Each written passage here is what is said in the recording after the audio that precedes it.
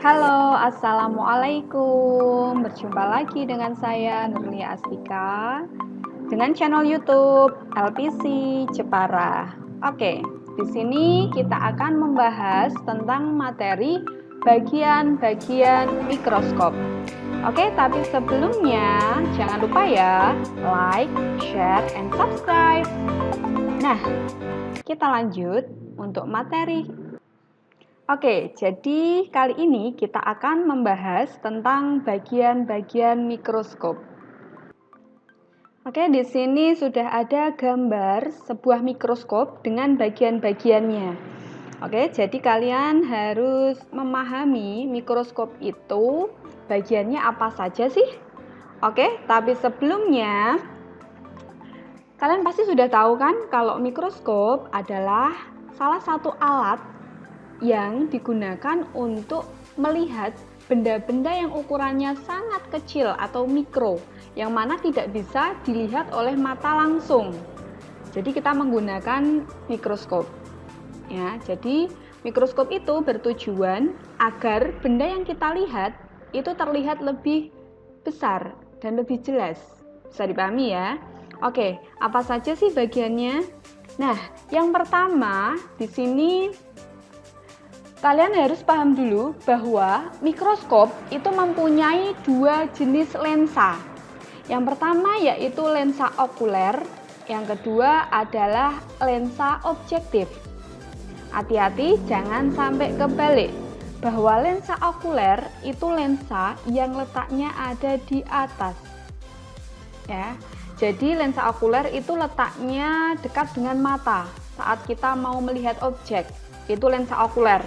Nah, lensa okuler itu berfungsi untuk melihat benda dengan perbesaran 5 kali, 10 kali, dan 15 kali. Jadi diingat-ingat lensa okuler itu lensa yang paling atas, yang dekat dengan mata kita. Oke. Selanjutnya, untuk lensa yang kedua itu ada di bawah.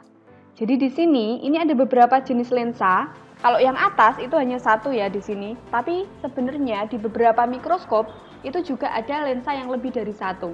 Cuman untuk hal ini, untuk tingkatan SMP dan mikroskop yang digunakan di tingkat SMP, itu biasanya yang ada di laboratorium ya, itu lensa okulernya hanya satu, yaitu yang di atas. Nah, tapi jika lensa objektif, itu yang di bawah, ini ada beberapa. Jadi lensa objektif itu lensa yang berada di dekat objek atau benda yang mau kita amati. Jadi nanti bendanya diletakkan di sini. Ya. Yang mau kita amati itu lebih dekat dengan lensa objektif. Untuk lensa objektif itu sendiri sama fungsinya dengan lensa okuler, sama-sama untuk memperbesar benda atau bayangan benda. Nah, biasanya itu terdiri dari 3 atau 4 buah lensa. Nah, ada yang 3, ada yang 4.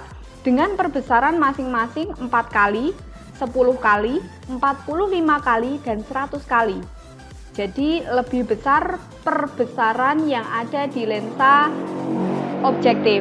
Bisa dipahami ya? Oke. Selanjutnya, kita naik lagi di sini. Ini ada tabung. Tabung ini ya seperti yang kita lihat memang bentuknya juga seperti bentuk tabung ya. Nah, apa sih fungsi dari tabung ini? Nah, fungsi dari tabung ini adalah menghubungkan antara lensa okuler dengan lensa objektif. Bisa dipahami ya? Jadi dia hanya sebagai penghubung saja. Selanjutnya, ada yang tengah-tengahnya ini, hitam-hitam ini, namanya revolver. Nih. Ini revolver. Apa sih fungsi dari revolver itu? Jadi revolver seperti yang kita lihat, dia kan letaknya ada di sini ya. Jadi revolver ini digunakan untuk memutar sehingga kita bisa memilih lensa objektif mana yang mau kita gunakan. Apakah yang 4 kali, 10 kali, 45 kali, atau 100 kali. Jadi ini untuk memilih, untuk memutar supaya lensa objektif yang akan kita pilih itu tepat di atas objeknya. Gitu. Selanjutnya, ini hapus dulu, tadi tabung sudah, revolver sudah. Selanjutnya di sebelah kiri atas ini ada 2 lingkaran. Ada lingkaran besar, ini namanya skrup pengarah kasar, atau kita sebutnya dengan pemutar kasar atau makrometer. Jadi kalau yang besar ini namanya makro. Ini makrometer. Sedangkan yang kecil bawah namanya mikrometer. Ya. Nah, baik yang atas maupun yang bawah ini sama-sama bisa diputar. Kalau yang makrometer atau pemutar kasar kita menyebutnya, yang atas ini fungsinya untuk menggerakkan tubus ke atas dan ke bawah secara tepat. Jadi ini biar bisa dinaikkan atau diturunkan. Sedangkan yang mikrometer, yang ini yang kecil, itu berfungsi untuk menggerakkan, dalam arti menjauhkan atau mendekatkan lensa objektif terhadap benda. Jadi ini bisa dinaikkan atau diturunkan. Jadi biar tidak terlalu dekat, tapi juga tidak terlalu jauh antara lensa objektif dengan benda yang diamati. Selanjutnya ada pegangan. Nah, pegangan di sini ini ya. Pegangan ini berfungsi untuk ketika kita mau memindahkannya, itu kan kita pegang. Nah, megangnya pakai 2 tangan ya sebenarnya. Jadi yang tangan satunya megang ini pegangan, yang tangan satunya megang bagian bawah. Jadi tidak hanya megang bagian pegangannya saja. Jadi kalau bisa pakai 2 tangan. Oke, selanjutnya ada meja benda. Meja benda ini berfungsi untuk meletakkan preparat, ya, di mana preparat itu adalah alat yang kita kasih objek atau benda yang mau kita amati, terus preparatnya itu diletakkan di meja ini. Tadi kita letakkan preparatnya. Preparat itu biasanya berbentuk persegi panjang kecil gitu, ya. Nah, selanjutnya ada kondensor. Apa itu kondensor? Nah, jadi kondensor ini ada di bawah ya, cuman karena ini gambarnya tidak 3 dimensi jadi nggak bisa diputar-putar. Kondensor itu berfungsi untuk mengumpulkan cahaya yang masuk. Nah, biasanya alat ini dapat diputar dan dinaik turunkan. Jadi ini bisa kita putar-putar, bisa kita sesuaikan dengan cahaya yang akan kita pakai. Cahaya itu asalnya dari cahaya matahari. Nah, di bawahnya ini ada sebuah diafragma, yang mana diafragma ini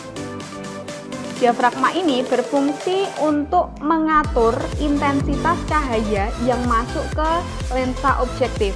Jadi untuk mengatur seberapa banyak dan sedikitnya cahaya yang kita butuhkan saat kita mau mengamati sebuah objek atau pengamatan. Jadi misalnya kita mau melakukan sebuah pengamatan, tetapi cahaya yang kita butuhkan itu terlalu banyak. Misal kita melakukan pengamatan di tengah lapangan, nah itu kan cahaya mataharinya kan terlalu banyak, maka hasil pengamatan kita itu tidak akan jelas. Begitu juga ketika kita mau melakukan pengamatan di ruang gelap atau di ruang yang kurang cahaya, itu juga tidak maksimal. Jadi pada saat kita mau melakukan pengamatan terhadap sebuah objek, itu cahaya yang kita butuhkan itu harus sesuai. Nah, untuk menyesuaikannya itu yang kita otak-atik adalah bagian diafragmanya. Bisa dipahami ya? Oke, selanjutnya di bawahnya ini ada sebuah cermin. Apa sih fungsi dari cermin itu? Nah, jadi cermin ini sebenarnya ada dua. Yang satu cermin datar, yang satu cermin cekung. Nah, cermin itu sendiri berfungsi untuk mengarahkan cahaya pada objek. Makanya di sini cermin ini bisa digeser-geser ini. Ini kayak ada engselnya di sini. Jadi dia bisa diturunkan atau dinaikkan. Ya, jadi bisa digerak-gerakkan. Nah, untuk cermin datar itu digunakan ketika cahaya yang dibutuhkan itu sudah cukup atau sudah terpenuhi. Sedangkan untuk yang cermin cekungnya itu digunakan jika cahaya yang kita butuhkan itu masih kurang. Jadi untuk mengumpulkan lagi cahaya yang masuk supaya objek yang kita amati itu lebih jelas. Bisa dipahami?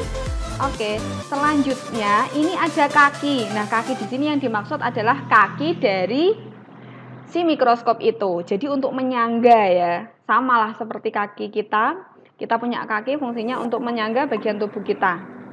Mikroskop juga seperti itu. Jadi untuk menyangga bagian mikroskop. Selanjutnya ada sendi inklinasi. Nah, ini juga kalau kita lihat, ini kan kayak bisa diputar-putar gitu kan. Nah, sendi inklinasi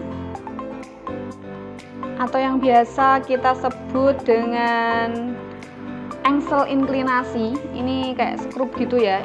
Dia jadi kayak bisa diputar-putar. Ini fungsinya, si sendi inklinasi ini fungsinya untuk mengatur sudut atau tegaknya mikroskop.